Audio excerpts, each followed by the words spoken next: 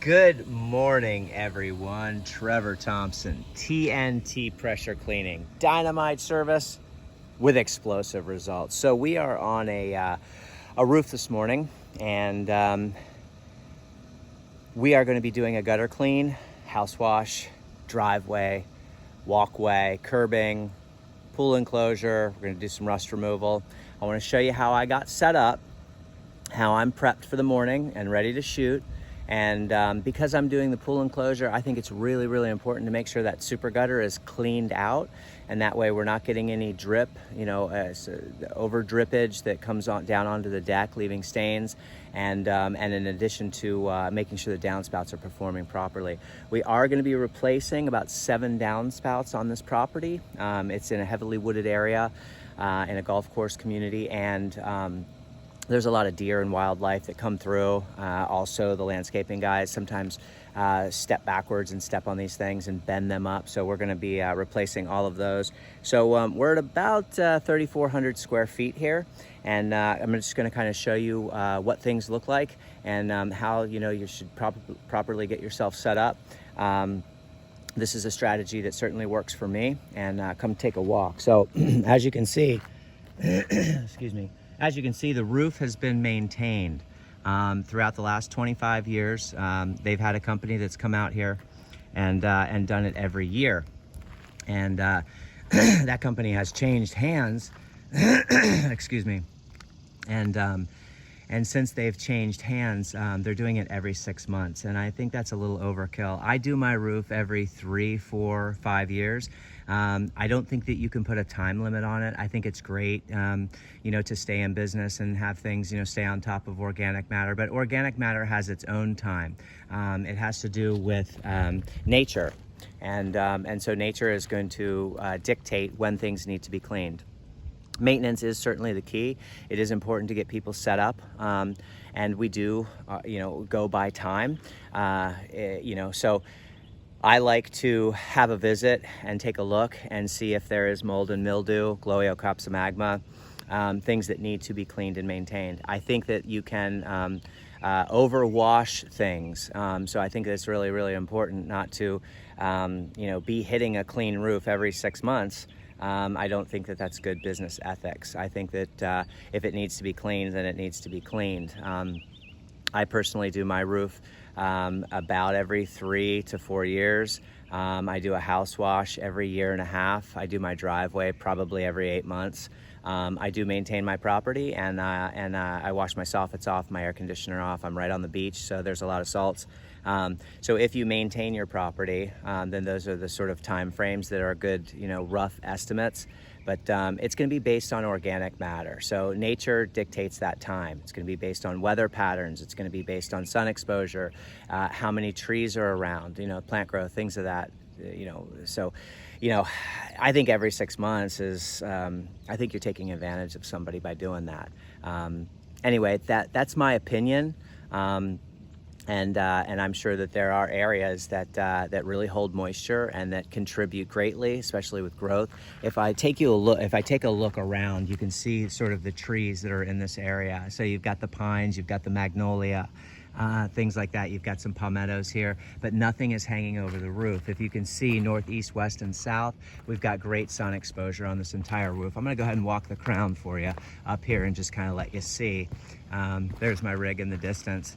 But so you get a tremendous, this would be, the east facing sun, all day long sun, all day long sun. So that's just sort of my little take on things. I don't want, this woman is, this homeowner that I'm working for is a widow. I think that you can take advantage of people, and I don't think that that's right. I've been a homeowner for about 15 years, and I certainly wouldn't want to be taken advantage of because we're trusting professionals and we're trusting the word in which they're giving us. So anyway, we're gonna get these gutters cleaned up, then we're gonna do a pool enclosure cleaning, and you can kind of see, sort of what they look like. They're really not that bad. There's a lot of dry pine straw in there.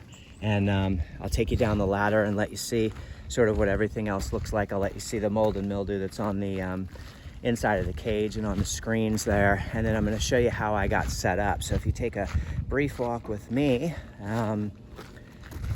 I will let you see that. So like I said, there's some square footage here. And a lot of these front tracks are nice and clean, so a blower will work this morning.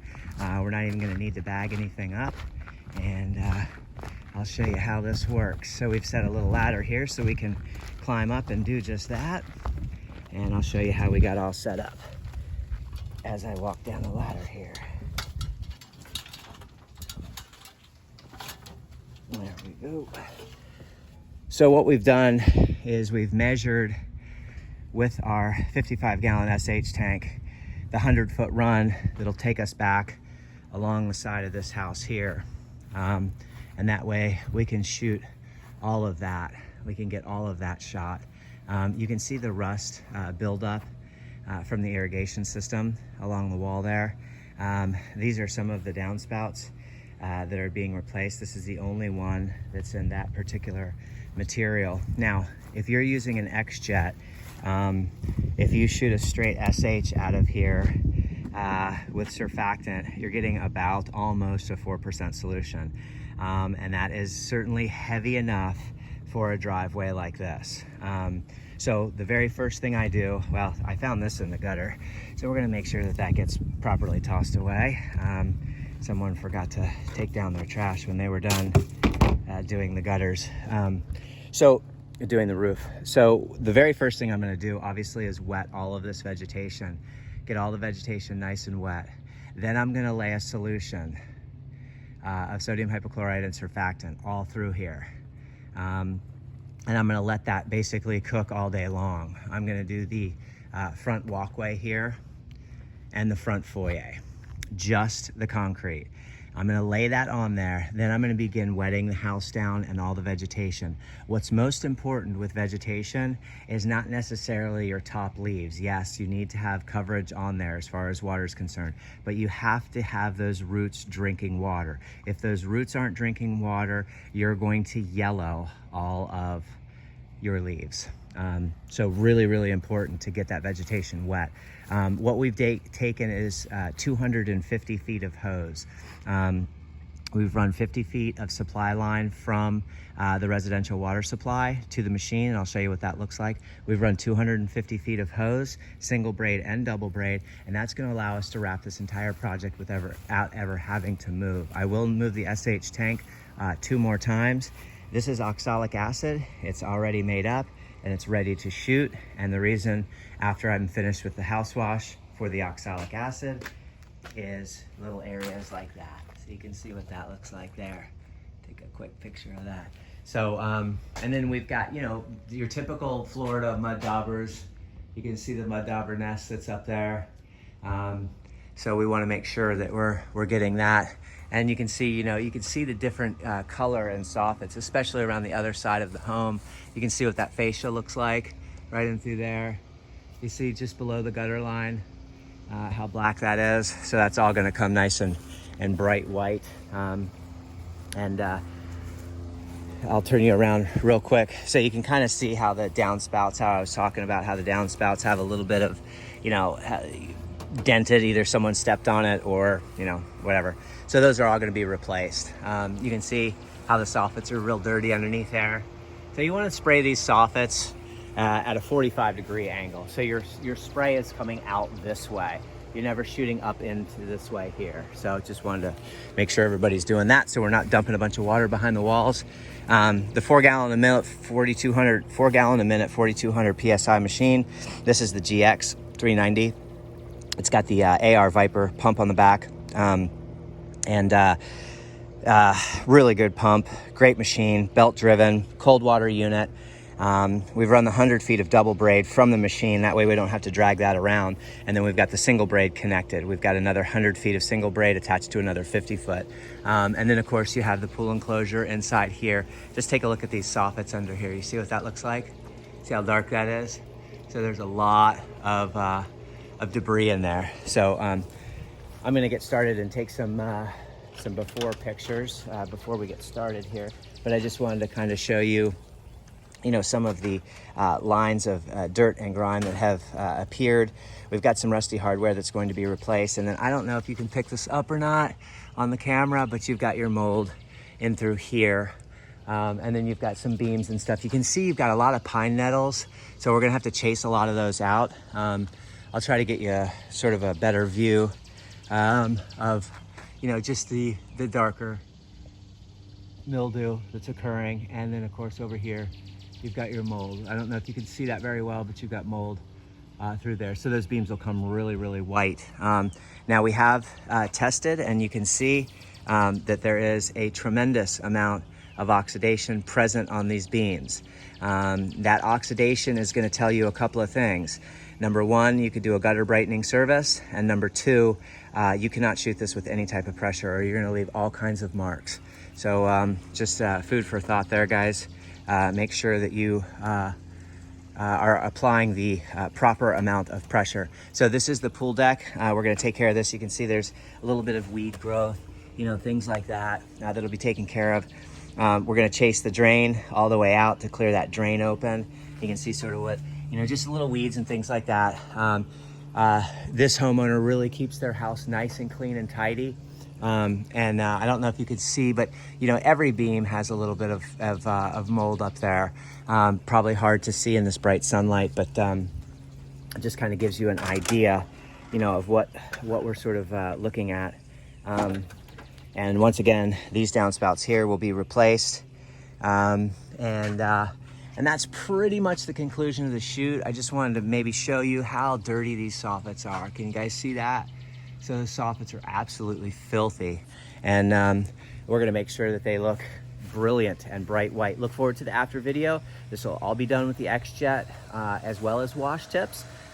You have a lot of vegetation everywhere, so it's really important. Obviously, we're not going to run that 4% solution that we would use on concrete on the house or the pool enclosure. So the house wash is a house wash mix, which is basically a 50-50 mix. It's about a 2.5% solution, and then I'll probably be using about a 1.5% solution on the pool enclosure. So I continue to dilute as I go, and that makes it easier for me. So the hottest mix I throw down first, and then I dilute by adding water, and that way I can keep the paint safe, the plants safe, and I'm still getting the effect that I need in regards to brightening, disinfecting, and killing organic matter. Really, really important to start to learn those dilution rates so that you can shoot effectively, not waste chemical, not burn plants and grass up, yet leave the gutters bright white and absolutely gorgeous. I hope everyone's having a great day out there. Keep cleaning. And, I am an X-Jet guy. I find it problem-free. I'm not replacing any pressure switches like I do on my 12-volt system. I don't have the quirks that the gas-powered systems have. And I'm putting out a good bit of chemical. Yes, it's more labor-intensive because I am having to relocate this. That's 3/8 poly-braided siphon hose. It's food grade hose. You can buy it in sections. I find that the 100 feet works best. I don't like to get any more than that because you start to lose suction, especially when you're going up in the air. I don't go up in the air a whole lot. Anytime I'm going up in the air, when I'm running when I'm doing a roof wash, I always use my 12-volt system because I can get, I can shoot a 6% solution, and it's effective. I used to X-Jet roofs, and it's just not advantageous. It's not the way to go. Get a system, a soft wash system that will allow you to clean roofs effectively. I think that's imperative. You really shouldn't be up there with an X-Jet. Can you do it? Yeah, you can. The results aren't as good as they could be. So invest in yourself, invest in your solutions, invest in your equipment, and treat your customers fairly, and you'll have a successful business. Take care, everyone. That is the 12-volt system that I'm using right now. It's just a little standard 4-gallon-a-minute bleach pump, with the Uter trigger. It's got 100 feet of the Flexzilla, and you can see it's the North Star soft wash system. You can pick these up for $500. You know what I mean? So you don't need to get a big commercial system unless you're doing large projects or you're working, every day. I probably work 3 or 4 days a week. And that way I can play with my kids, and I can also spend time golfing and doing the things that I like to do. And I hope everyone's having a great day. Take care. And I am just about to shoot this 3,300 square foot, 3,400 square foot house. It's like 33.8. I look forward to the after video. Take care, everyone. Have a great day. Bye-bye. Hope this helps you guys out there that are in the field better understand how to lay your equipment out so that strategically it's an easy shoot. TNT pressure cleaning, dynamite service with explosive results.